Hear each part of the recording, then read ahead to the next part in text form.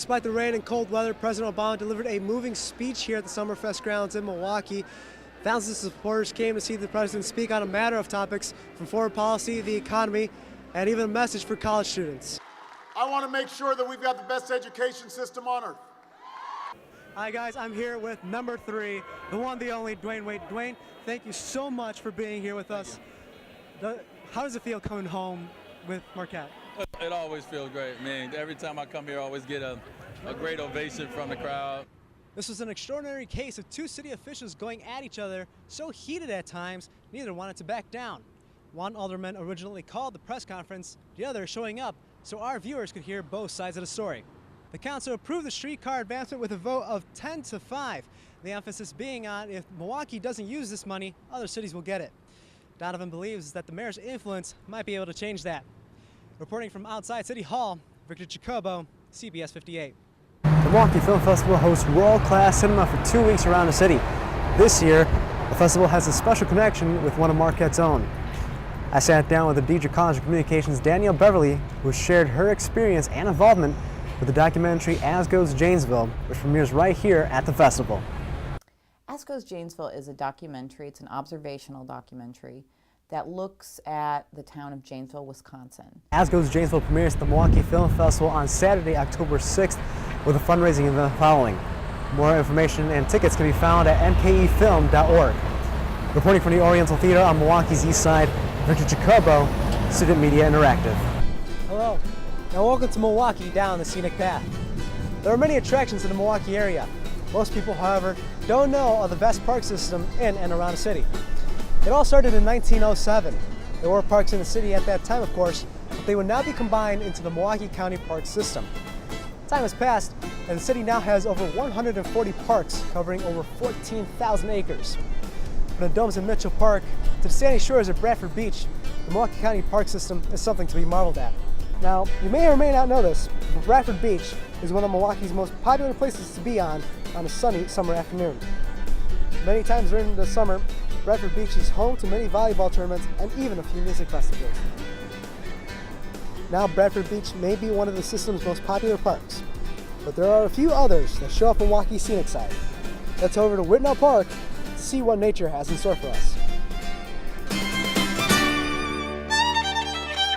At around 1 o'clock this afternoon, witnesses say they heard gunfire here at the intersection of 39th and Garfield. The house behind me actually fell victim to some of that gunfire. No one inside was injured. For those that live here, it is yet another violent occurrence in an already troubled neighborhood. I just heard like fireworks, first sound like fireworks, pop, pop, pop, pop, pop, pop. And then I heard some more gunshot, pow, pow, pow, pow. Then I heard boom, boom, boom, boom, boom, boom. Now I know that was a gunshot then. You know, I'm ducking now. Milwaukee police closed off several blocks of the chaotic area where dozens of evidence markers and bullet casings could be seen. Those who witnessed the incident believe the shooters tried covering it up by setting off fireworks. Neighbors say the shooting occurred between teenagers of two rival gangs. One mother is thankful her children did not fall victim to the crossfire. Yep. Did any of it go into the house? No. Not at all. But you were inside there? Yep. My bedroom is right here where the window is at. My bedroom is right there and it didn't come in. I'm so thankful it didn't. But my kids were out here playing. They came in the house screaming and hollering and slammed the door and all that. So I'm like, what's going on? Because I was asleep. When I heard that, I woke up and came out like, what is going on? Because I thought it was just fireworks. So I heard it get louder. Like, no, them not fireworks no more. Them is gunshots. Police reported multiple people shot and at least 3 transported to the hospital with injuries, but are not releasing any other information. Reporting from the north side, Victor Jacobo, CBS 58 News. Marquette University political science professor John McAdams says the recall may give Romney a boost, but not as much as the Republicans might hope. There might be a very slight effect. Politicization tends to beget politicization. That is to say, if you get people interested in politics, they tend to stay interested in politics. There's actually some good data that says if you want to predict whether people will vote, look to see whether they voted before, which is a way of saying if you can get people to vote the first time, they're likely to continue voting. That means voters from both sides could be equally energized by what's been happening in Wisconsin, which has a well-deserved reputation of being a swing state. As last year's runners-up, the Michigan Wolverines know how to perform under pressure in the NCAA tournament. Throughout the season, one person who doesn't let the pressure get to him is head coach John Beilein. His calm demeanor can make all the difference as the Wolverines look to put last year's defeat behind them, return to the championship, and come home with a title. With 4 players in double digits, the Michigan Wolverines brought a balanced attack to defeat the Texas Longhorns and earn their second straight ticket to the NCAA Sweet 16. It was a bit of an ugly win for Michigan, as Wofford brought it within single digits with just over 7 minutes left in the game. With 11 turnovers on offense, it was the Wolverines' defense that kept the Terriers at bay.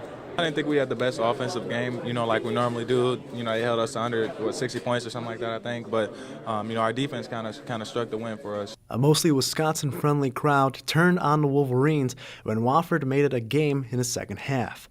But as these experienced players know, this tournament is all about surviving and advancing. We'll take any win we can get at this point, and I think Wofford did a great job today of slowing the game down and using their whole offensive possession to limit our possession. So, I think this might be the first time we've scored in the 50s and won a game. So, we're excited for that, and we're happy to move on. From Milwaukee, Victor Jacobo, 7 Action Sports.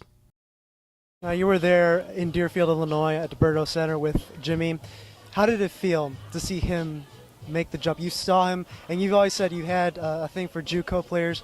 To see him grow up and make that next level jump.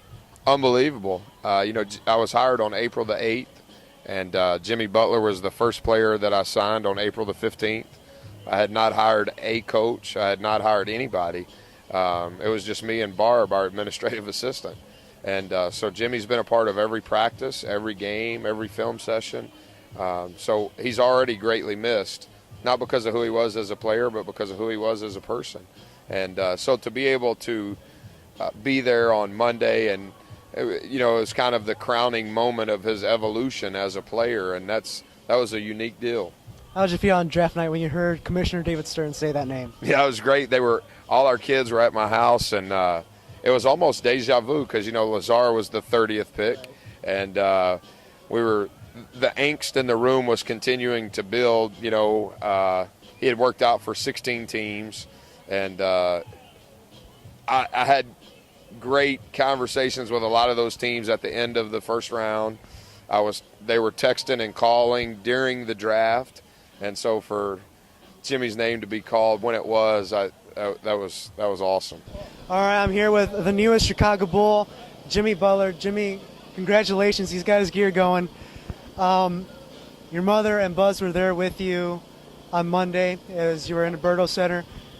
How important has it been, the people who have been there to support you, such as your coach, such as your mother? Very important. They've always been there for me for day one. Through the ups and downs, I could always count on them to keep me going. That they were the fuel to my fire for the most part, and no matter what, they're always going to be on my side. If I was in the NBA or if I was at McDonald's, they'd always be there for me. Good evening, I'm Victor Jacobo, and here are tonight's top stories.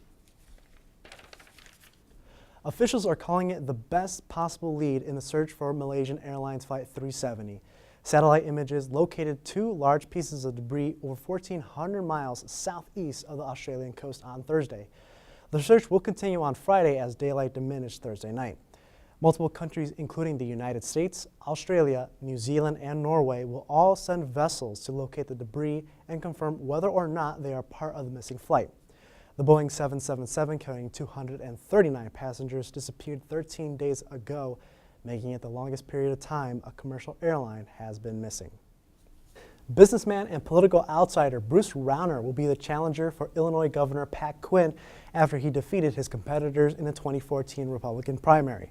Rauner, who was virtually unknown in the political landscape a year ago, defeated longtime politicians Kirk Dillard, Bill Brady, and Dan Rutherford. The venture capitalist was a favorite to win entering the primary, outspending his opponents in media advertising by a sizable margin, giving him significant name recognition. State Senator Kirk Dillard closed the gap on Election Day, but his 37% was not enough to defeat Rauner's 40%. With political tensions rising and fear of what Russia's future plans are, President Barack Obama announced new sanctions on the Kremlin's leaders. The sanctions target what the president calls key sectors of the Russian economy. Russia countered by prohibiting any U.S. official to enter the country. The Russian parliament voted to annex Crimea to the Russian Federation. Obama and Western allies call the annexation illegal and illegitimate. The NCAA men's basketball tournament began competition today in several cities around the country. Warren Buffett created buzz by offering $1 billion, yes, billion with a B, to anyone who submits a perfect bracket to his online competition. That may seem easy enough, but think again. Once you do the math, the chances of getting a perfect bracket, get this, are 9.2 quintillion to 1. Best of luck to everyone in your office pools.